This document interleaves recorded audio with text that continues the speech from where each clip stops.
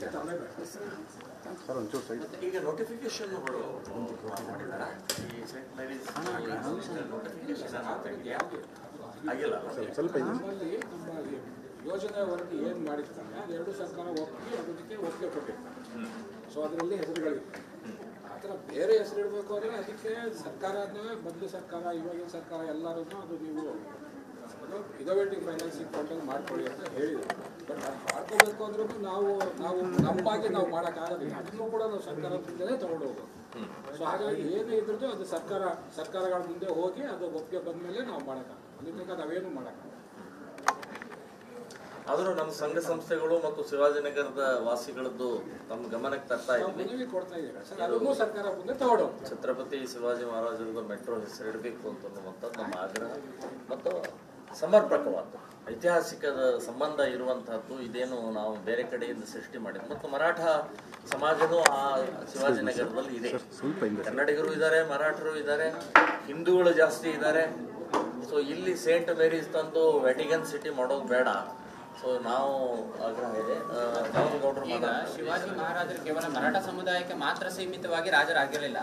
ಶಿವಾಜಿ ಮಹಾರಾಜರ ಕಾಲದಲ್ಲಿ ಎಲ್ಲಾ ಜಾತಿಯವರಿಗೆ ಅವರ ಒಂದು ಸೈನ್ಯದಲ್ಲಿ ಮುಸ್ಲಿಮರು ದಂಡನಾಯಕರಾಗಿದ್ರು. ಅಂದ್ರೆ ಇಡೀ ಭಾರತದಲ್ಲಿ ಒಬ್ಬ ಆದರ್ಶವಾದಂತ ಆಡಳಿತ ಎಲ್ಲ ಸಮುದಾಯದವರನ್ನು ಒಟ್ಟಿಗೆ ಸೇರಿಸಿ ಒಂದು ಸ್ವರಾಜ್ಯವನ್ನ ಕಟ್ಟಿರುವಂತದ್ದು ಛತ್ರಪತಿ ಶಿವಾಜಿ ಮಹಾರಾಜರು. 17ನೇ ಶತಮಾನದಿಂದ ಇಲ್ಲಿವರೆಗೆ ಶಿವಾಜಿ ಮಹಾರಾಜರ ನಂಟು ಬೆಂಗಳೂರಿಗಿದೆ. ಹಾಗಾಗಿ ಅದರ ನೆನಪಿಗಾಗಿ ನಾವು ಅದನ್ನ ಮಾಡಲೇಬೇಕಾಗಿದೆ. ಮತ್ತೆ ಸಾರ್ವಜನಿಕವಾಗಿ ಈಗ ಸೆಂಟ್ ಮೇರಿ ಅಂತ ಇಟ್ರೆ ಯಾವ ಜನರಿಗೆ ಹೇಗೆ ಗೊತ್ತಾಗುತ್ತೆ? ಈಗ ರಾಜಾಜಿನಗರ ಮೆಟ್ರೋ ಸ್ಟೇಷನ್ ರಾಜಾಜಿನಗರ ಹೋಗೋರಿಗೆ ಈಸಿಯಾಗಿ ಗೊತ್ತಾಗುತ್ತೆ. ಶಿವಾಜಿನಗರ ಅಂತ ಹೇಳಿದ್ರೆ ಅಂದ್ರೆ ಸಾರ್ವಜನಿಕರ ದೃಷ್ಟಿಯಿಂದಲೂ ಸಹ ಇದು ಅನುಕೂಲನೇ ಇದೆ. ಆ ದೃಷ್ಟಿಯಿಂದ ಯಾವುದೇ ಕಾರಣಕ್ಕೂ ಈಗ ರಾಜಕೀಯ ಕಾರಣಕ್ಕಾಗಿ ಮತ ಬ್ಯಾಂಕಿಗಾಗಿ ಈ ರೀತಿ ಮಾಡುವಂಥದ್ದನ್ನ ನಾವು ಪೂರ್ಣ ಪ್ರಮಾಣದಲ್ಲಿ ಹಿಂದೂ ಸಮಾಜ ಮಾತ್ರ ಅಲ್ಲ, ಮರಾಠ ಸಮಾಜ ಮಾತ್ರ ಅಲ್ಲ, ಶಿವಾಜಿನಗರದ ಸಮಸ್ತ ನಾಗರಿಕರು ಇದನ್ನ ತೀವ್ರವಾಗಿ ಖಂಡನೆಯನ್ನ ಮಾಡ್ತೇವೆ. ಮತ್ತೆ ಇದಕ್ಕೆ ಯಾವುದೇ ಕಾರಣಕ್ಕೂ ಈ ಒಂದು ಮತ ಬ್ಯಾಂಕಿಗೆ ಹೋಲಿಕೆಗೆ ಅವಕಾಶ ಕೊಡಬಾರ್ದು. ಮತ್ತೆ ಹೇಗೆ ಎಲ್ಲ ಮೆಟ್ರೋಗಳ ಹೆಸರನ್ನ ಆಯಾ ಪ್ರದೇಶದಿಟ್ಟಿದ್ರೆ ಅದೇ ತರ ಇಲ್ಲಿ ಆ ಒಂದು ನಿಯಮಾವಳಿಯನ್ನ ಅನುಷ್ಠಾನ ಮಾಡಬೇಕು ಹೇಳುವುದು ನಮ್ದು ಬಲವಾದ ಆಗ್ರಹ ಇದೆ.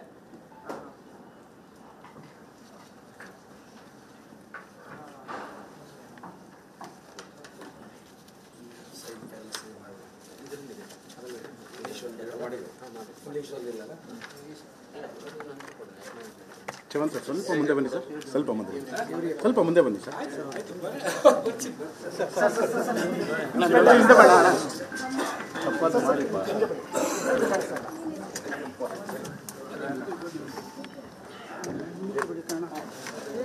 ಒಂಚೂರು ಹಿಂದೆ ಎತ್ಕೊಂಡು ಹಿಂದೆ ಬನ್ನಿ, ಈ ಕಡೆ ಹಾಗೆ ಇಲ್ಲ ಸರ್.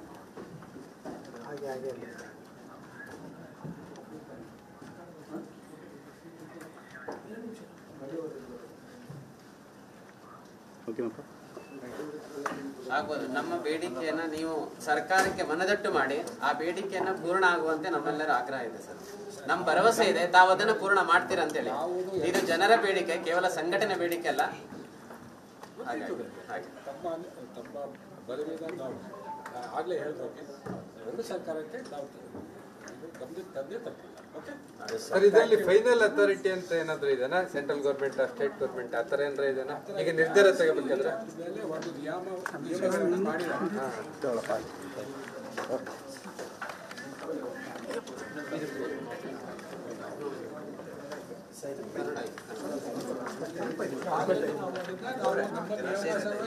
ನಿಯಮ ಏನು ಹೇಳಿ ಸರ್ಕಾರ ಯಾವ್ದು ಒಪ್ಪುತ್ತೆ ಯಾವ್ದು ಒಪ್ಪಲ್ಲ ಅದ್ರ ಮೇಲೆ ಹೋಗುತ್ತೆ.